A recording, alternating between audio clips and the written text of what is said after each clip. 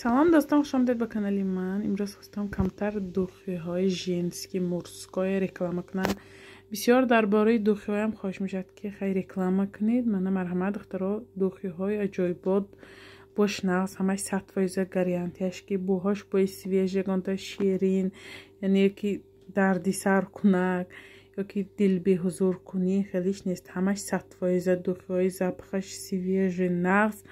مرحمت برای شما دوستان.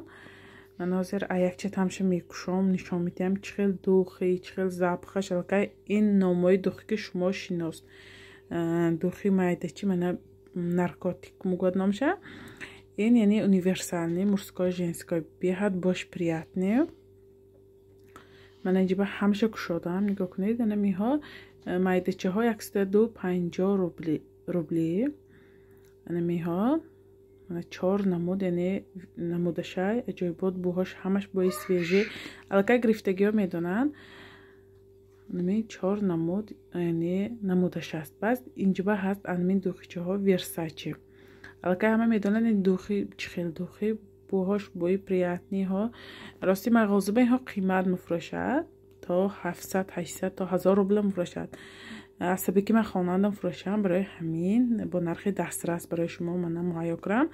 همین توفلی ها 400 روبلی 4 خیلی زبخشه همش زبخش باش یک گریش نقص روزا سویژی سیرین من شانیل 500 میلی گرم 400 روبلی لوسا همین نمودی دوخی ها البته همه همین نامو که شما شناس دوخی ها که همش باش بای بهتر. مرحمت میتونید برای تحفه برای یارو دوستان برای مادر برای خواهر مرحمت خریداری کنید. من دوخی майдачи اینش 65 میلی گرمه نارکوتیک اینها 400 روبلی عجایبات باش نقض نکه این دوخی این همه دوخی همه میداند البته این چقدر دوخی بوده که من به همین دوخیچه های یعنی سویژه زبخ همش دوخی ها بهترین. من ناماشو نگاه کنید اهمیت دید چقدر دوخی باشد فیبلی کنفیتیک اینجا بس وزلینی و دوخیچه 3 نمود 4 نمود زبخشه عجایبات باش نقص یعنی پشتای گرده و یعنی گوشبه گلیابه میشه که همش دوخی های یعنی بای قیمت گرفته شدگی عجایبات باش بلند گرفتگی البته میدونن. من نگاه کنید چقدر وی باره دوخی ها بسیار بسیار خواهی شده بود دخترها که خیلی دوخی ها من چه خیلی خواهی تبدیلتان هست. این همش یعنی دوخی وی بار کرده دخترها خودشان خیلی زنگ زن این دوخی هست این دوخی هست میپرسم چه سوال میتونم خیلی چه دوخی یعنی خیلی بسیار ها نقض میکنم خیلی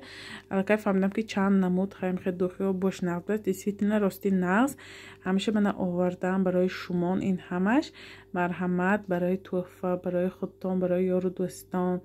یعنی گرید نقض 400 روبل یک تحفه بهترین یعنی یک دوخی شپت شما یادتون میبید که خیلی همه آدم هم به تحفه کرده بود. من مرحمت همش برای شما.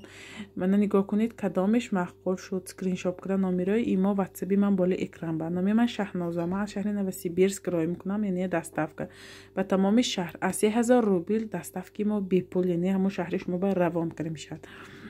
یعنی میفروشم لباسای مسلمانسکی ساتران نمودش خطی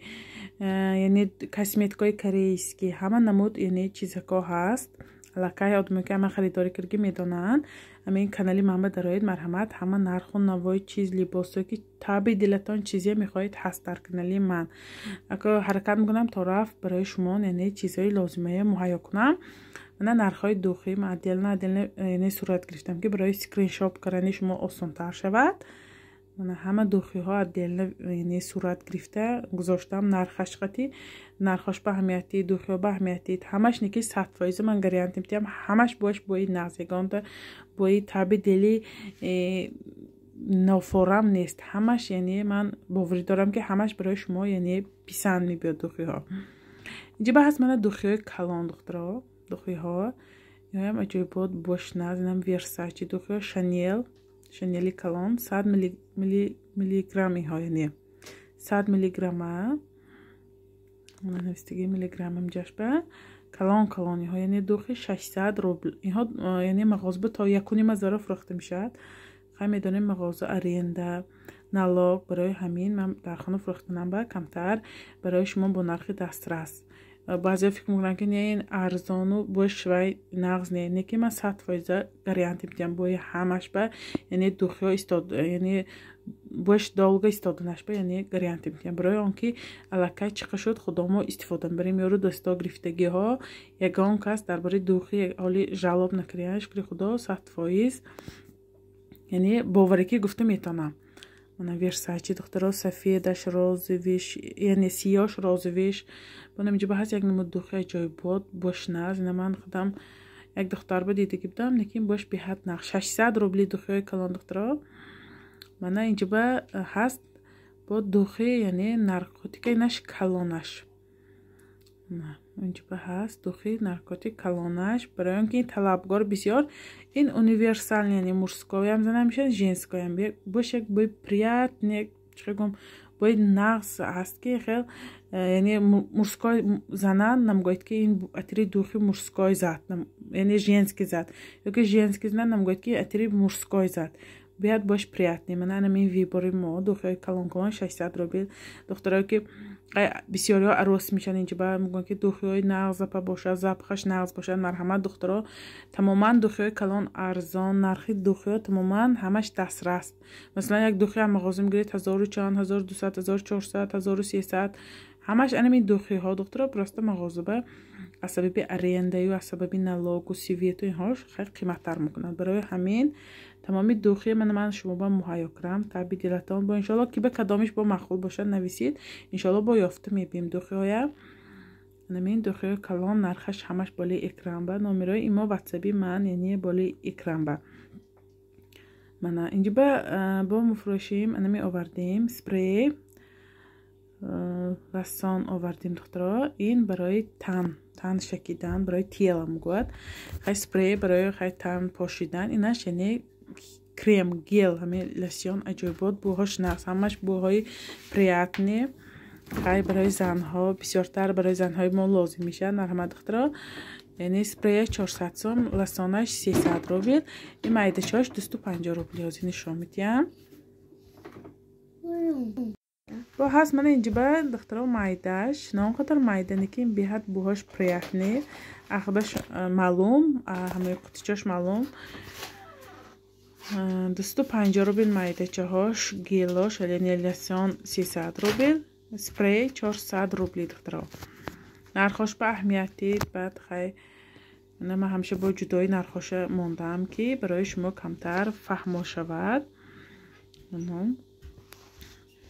اینجا به هست دخترها دوخی های مورسکای بسیاری زنهای هم برای خودشون خریداری میکنن با هم برسن که برای مردهای هم هستمی برای شوهرام خیلی دوخی میگیرن بهترین زنها بیاد خورسه میشم که خیلی خدا شما میگیرن من شوهراشون هم میپرسن که خیلی دوخی هستمی مرحمت دخترها دوخی های مورسکای همش دوخی های یعنی پاپولیار نمیگوییم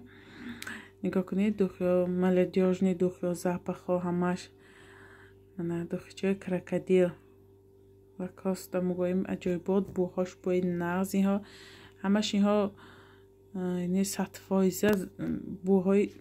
بوی مورسکای دیسیدلا مورسکای زپخ همشه یعنی شوهرم یعنی ویبر کردن راستی بوهاش همش یعنی پریاتنی بوده است 100 میلی گرمی ها سیاه سفید شای من همین سبز شای با انا همین مگنیت های اینم عجایبات باش نغز مگنیت 600 روبلی دخترها مورسکای برای مرداتان منه برای تحفه برای زادروزشان گرید عجایبات بوهای نقص همش 100% بوهاش دخترها گانتش این خیلی بوهای پرستای بوهای بیشنیا که زده بعدی 5 دقیقه گمشتگی نیه ها 100% من گسیم گارانتی میدم بوهاش بوهای نقص